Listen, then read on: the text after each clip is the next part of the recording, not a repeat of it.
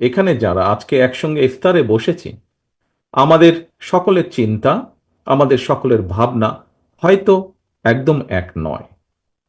আমাদের মধ্যে ভিন্ন রাজনৈতিক চিন্তা রয়েছে, ভিন্ন দল, মত, দর্শন রয়েছে। তবে মতভিন্নতা থাকা সত্ত্বেও আমরা কিন্তু সবাই একসঙ্গে বসেছি। সম্মানিত অতিথিবৃন্দ, আমরা অন্তর্বর্তীকালীন সরকারের দৃষ্টি আকর্ষণ করে বলতে চাই, ধর্মীয় উগ্রবাদীদের অপতৎপরতা এবং চরমপন্থা নিয়ন্ত্রণে ব্যর্থতার পরিচয় দিলে উগ্রবাদী জনগোষ্ঠী এবং পরাজিত ফ্যাসিবাদী অপশক্তি দেশে পুনরায় গণতন্ত্রের কবর রচনা করবে। অপরদিকে গণতান্ত্রিক বিশ্বে ইমেজ সংকটে পড়তে পারে বাংলাদেশ। দেশের অসাম্প্রদায়িক গণতান্ত্রিক চরিত্র সমুন্নত রাখতে চরমপন্থা এবং ধর্মীয় উগ্রবাদী অপশক্তিকে প্রতিহত করার পাশাপাশি গণহত্যাকারী পলাতক মাফিয়া চক্রকে যে কোনো মূল্যে বিচারের সম্মুখীন করার মাধ্যমে বাংলাদেশে গণতান্ত্রিক বিধি ব্যবস্থা শক্তিশালী করাই হবে বিএনপি সহ গণতন্ত্রের পক্ষের শক্তির আগামী দিনের রাজনৈতিক বন্দোবস্ত।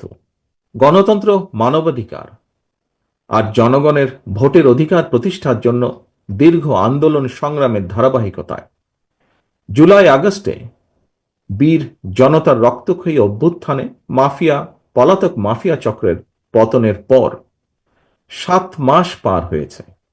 দীর্ঘ 1.5 দশক মাফিয়া শাসন শোষণে বিপর্যস্ত বাংলাদেশ মেরামতের জন্য 7 মাস হয়তো খুব বেশি সময় নয়।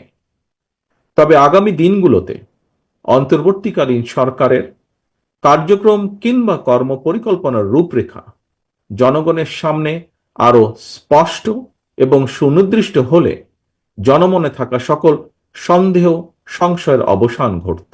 শুধুমাত্র একটি জাতীয় নির্বাচন অনুষ্ঠানের জন্যই মাফিয়া সরকারের পতন ঘটেনি, এ কথা যেমন সত্য, তার চেয়েও আরো চরম সত্য হয়তো নির্বাচন একটি সুষ্ঠু নিরপেক্ষ নির্বাচন না করার জন্যই কিন্তু মাফিয়া সরকারের নির্মম পতন হয়েছিল।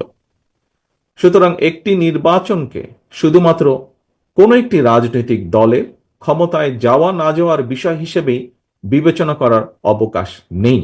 জাতীয় নির্বাচনে জনগণ যার যার পছন্দের প্রার্থীকে ভোট দিয়ে নির্বাচিত করার সুযোগ পান। নির্বাচিত জনপ্রতিনিধিদের দ্বারা জনপ্রতিনিধিত্বশীল সংসদ এবং সরকার গঠিত হওয়ার সুযোগ তৈরি হয়। সর্বোপরি প্রতিটি সফল ও কার্যকর নির্বাচনের মাধ্যমে রাষ্ট্র ও সরকারের সঙ্গে নাগরিকদের গণতান্ত্রিক অধিকারের চুক্তি নবায়িত হয়।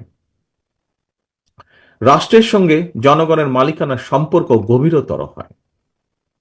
রাষ্ট্রে জনগণের মালিকানা প্রতিষ্ঠার লক্ষ্যে বিএনপি সহ গণতন্ত্রের পক্ষের রাজনৈতিক দলগুলো জাতীয় নির্বাচন অনুষ্ঠানের বিষয় সোচ্চার।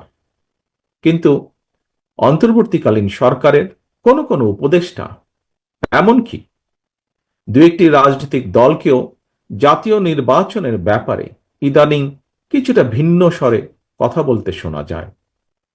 আমরা মনে করি জনপ্রত্যাশার প্রতি শ্রদ্ধা না দেখিয়ে নতুন রাজনৈতিক বন্দোবস্তের নামে গৌণ ইস্যুকে মুখ্য করে অকারণ সময় ক্ষেপণের চেষ্টা হলে সেটি জনমনে ভুল বার্তা পৌঁছবে। অন্তর্বর্তীকালীন সরকারের নিরপেক্ষতা এবং সরকারের কার্যক্রমের প্রতি জনগণের আস্থার সংকট সৃষ্টি হলে গণতন্ত্র প্রতিষ্ঠাকরণের যাত্রাপথ বিপদসংকুল হয়ে উঠতে বাধ্য। অপরদিকে এ ধরনের পরিস্থিতি শেষ পর্যন্ত পলাতক মাফিয়া চক্রের দোসরদের পুনরুত্থানের পথকেই সুগম করবে।